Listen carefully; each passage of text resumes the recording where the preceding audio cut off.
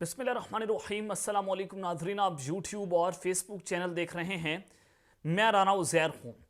नाज़रीन, आज का दिन बड़ा इंपॉर्टेंट है पाकिस्तान की सियासत में, क्योंकि बहुत बार इमरान खान और इस्टेब्लिशमेंट के दरमियान मुज़ाकरात हुए। इन 2 महीनों के अंदर इमरान खान साहब जब से जेल के अंदर गए हैं, लेकिन कोई खातिर ख्वाह नतीजा जो है वो सामने नहीं आया। लेकिन अब कप्तान को मनाने की कोशिशें तेज़ कर दी गई हैं, और ये कोशिशें जब तेज़ हुई हैं कि साइफर केस की सजा बिल्कुल करीब लग चुकी है। इमरान खान साहब पर 17 अक्टूबर को फर्द जुर्म आयद होनी है, तो दूसरी जानिब इमरान खान साहब को मनाया क्यों जा रहा है? Imran Khan, army chief general Asim Munir और DGI lieutenant general Nadeem Anjum की मुलाकात, ये सारी कहानी क्या है, माजरा क्या है, इस हवाले से अहम तरीन तफसीलात आपके सामने रखूंगा। और कुछ अहम तरीन सबूत आपके सामने रखने हैं कि GHQ के नुमाइंदे ने इमरान खान साहब को क्या पैगाम पहुंचा दिया है। और फिर दूसरी जानिब पाकिस्तान तहरीक इंसाफ का लाहौर के लिबर्टी चौक में अहम तरीन जलसा, ये जलसा होने जा रहा है PTI का। एक जानिब तो ये जलसा है, लेकिन वहीं पर इमरान खान साहब का फिर बराह रास्त खिताब हो जाना, ये इस वक्त बहुत अहम हो चुका है कि ये खिताब क्यों होगा, कप्तान तो जेल में है, ये माजरा क्या है, इस पर बात करना इस वक्त बहुत ज़रूरी है। और फिर फरख हबीब साहब, उनके कत्ल की खबर जो है वो शाहीन सहबाई ने ब्रेक कर दी थी, जिसने पाकिस्तान के मीडिया पर कोहराम मचा दिया था। क्या वो कत्ल हो चुके हैं या फिर जिंदा हैं, इस खबर की भी तस्दीक हो चुकी है। हमारे अंदरूनी ज़राए हमें क्या बता रहे हैं, इस हवाले से आज आपको इंशाल्लाह बहुत अच्छी खबर देने जा रहा हूं। लेकिन अगर आपने चैनल को सब्सक्राइब नहीं किया, चैनल को आपने सब्सक्राइब कर लें, बेल आइकन को दबा दें, आने वाली तमाम तरह अपडेट्स आपकी खिदमत में बर वक्त पेश होती रहें। नाज़रीन, काम सबसे पहले तो आपको बताना ये चाहता हूं कि बहुत सारे सर्वेस हुए, उन सर्वेस के मुताबिक पाकिस्तान तहरीक इंसाफ जो है वो 70% पूरे पाकिस्तान के अंदर मकबूल है। और यानी कि अगर पाकिस्तान तहरीक इंसाफ किसी खंबे को भी टिकट दे दे, इमरान खान साहब इतने मकबूल हैं, गवाल मंडी में नवाज शरीफ को भी हरा सकते हैं, जो कि उनका आबाई इलाका है। अब ये कंडीशन है खान साहब की मकबूलियत की। और फिर अगर आप दूसरी जानिब देखें तो नवाज शरीफ की वतन वापसी पर रावलपिंडी में पोस्टर्स लगाए गए, और पोस्टर्स पर लोगों ने जनाब पेंट लगा दिए, क्रॉस का निशान बनाया, उनको फाड़ दिया गया। ये इस की पाकिस्तान की पॉलिटिकल डायनामिक्स तब्दील होने जा रही हैं, हवाओं का रुख भी तब्दील हो रहा है। अवाम जो है वो सियासी मंजरनामे को समझ चुकी है। तो जो आपने ये देखना है कि जब सर्वेज हुए, IB की रिपोर्ट्स जो है वो इनको दी गई, नून लीग वालों को एजेंसीज की रिपोर्ट पहुंचाई गई, उस रिपोर्ट्स के मुताबिक तो ये बड़ा वाज़ेह हुआ कि जनाब आप पाकिस्तान तहरीक इंसाफ का मुकाबला नहीं कर सकते। ये पैगाम इस्टेब्लिशमेंट ने नवाज शरीफ को भी बता दिया था कि जनाब हम जितनी मर्जी धांधली कर लें, हम आपको नहीं जिता सकते। अब पाकिस्तान का सियासी मंजरनामा वो 2000 वाला, कोई 1990 वाला, कोई 2013 वाला या 2018 वाला नहीं रहा, बल्कि अब 2023 है, और ये इमरान खान का दौर है। तो इस सब के अंदर अब पाकिस्तान मुस्लिम लीग नवाज ने अपने जलसे और वर्कर्स कन्वेंशन मनसूख करने का फैसला कर लिया है, क्योंकि शादरा का जलसा हुआ, और फिर आपने ठोकर न्याज बेग पर भी जलसा देख लिया नून लीग का, जिसके बाद नून लीग को मुंह की खानी पड़ी, अवाम गालियां दे रही है। जहां पर ये लोग जाते हैं, इमरान खान जिंदाबाद के नारे लगते हैं या चोर चोर के नारे लगते हैं। इसके अलावा कोई तीसरी बात आपको वहां पर देखने को नहीं मिल रही। तो ठोकर न्याज बेग जलसे के बाद लाहौर में मजीद जलसों की गुंजाइश नहीं है। सारा जोर मीनारे पाकिस्तान जलसे की तैयारियों पर लगाया जाए, पार्टी ज़राए ने यह फैसला कर लिया है। अब आपने जितना पैसा लगाना है वो अब आप लाहौर मीनारे पाकिस्तान पर लगाएं। आपने 1 to 5 देने हैं, आपने गाड़ियां देनी है, आपने जैसे मर्दी बंदे खरीदने हैं खरीदें, लेकिन अब बेतहाशा पैसे का इस्तेमाल जो है वो किया जाएगा। रियासती मशीनरी का इस्तेमाल होगा। मोहसिन नकवी के बाप का मुल्क है, क्योंकि जो ज़राए हैं वो भी बता रहे हैं कि 11 अरब का लाहौर बंद रोड मंसूबा है। अब वो जनाब 19 अरब का कैसे हो चुका है। यहां पर एंटी करप्शन पाकिस्तान जो है, क्या उसको ये मामला याद नहीं आएगा कि यहां पर 8-9 अरब का जो गैप आया है वो किसकी जेब में जा रहा है। और मोहसिन नकवी जो है इतनी लूट उसने मचा दी है पंजाब के अंदर, उसका जवाबदेह कौन है, क्योंकि मोहसिन नकवी को लाने वाली पाकिस्तान की इस्टेब्लिशमेंट थी। तो ज़राए से मालूम ये हुआ है कि नई हिकमत अमली के तहत अब तमाम हल्कों के साबिक अरकान कौमी और सूबाई असम्बली, साबका बल्दियाती नुमाइंदों और वर्कर्स के इजलास पार्टी सेक्रेटेरिएट मल्टाउन में होगा, और मरियम नवाज हर इजलास की सदारत करेंगी।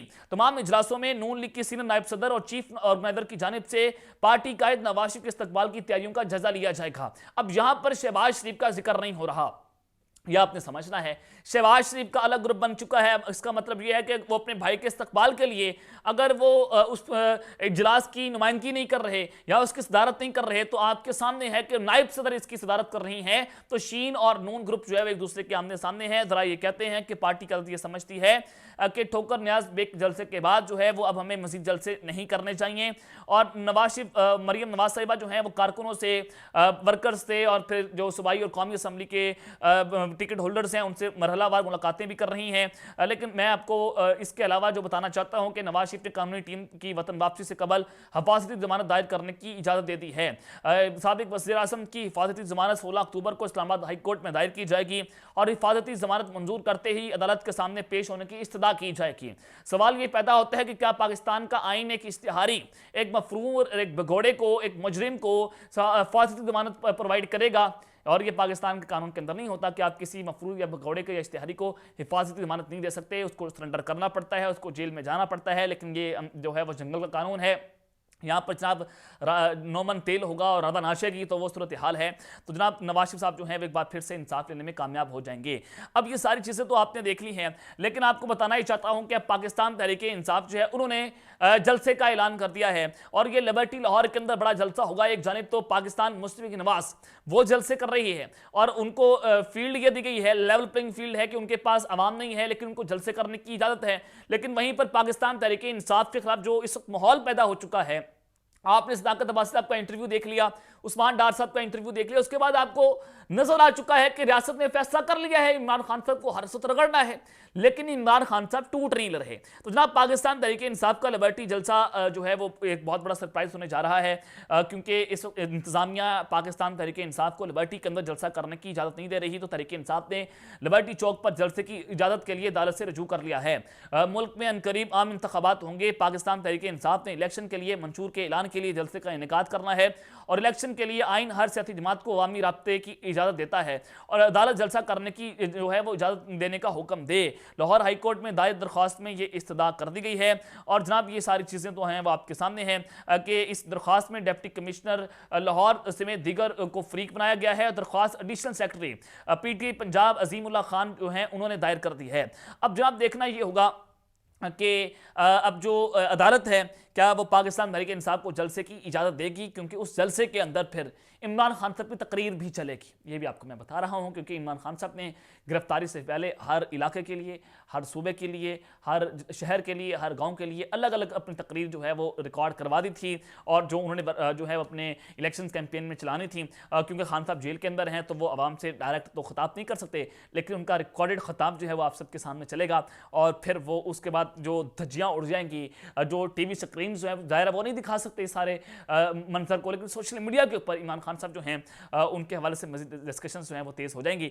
लेकिन जनाब ये सारी चीज़ें तो मैंने आपके सामने रखती हैं कि एक जानिब तो लेवल प्लेइंग फील्ड है नून लीग के लिए, दूसरी जानिब खान साहब को फील्ड भी नहीं दी जा रही और उनको जलसा करने की इजाज़त भी नहीं है और उनको जलसा करने के लिए अदालत का जो है सहारा लेना पड़ता है। लेकिन अदालत भी पाकिस्तान तहरीक इंसाफ को रिलीफ देती हुई नजर नहीं आ रही, क्योंकि जब अदालतें आज़ाद नहीं हैं तो वो किस तरह से हम लोगों को आज़ादी से जीने का हक दे सकती है। लेकिन वहीं पर जनाब कप्तान को मनाने की कोशिशें तेज़ हो चुकी हैं। इमरान खान, आर्मी चीफ और DJI की मुलाकात की कहानी क्या है जनाब? बहुत सारी मुलाकातें हुई अली दुरानी साहब की और सदर पाकिस्तान की, और मोहम्मद अली दुरानी साहब की असद कैसर साहब से भी मुलाकात हुई।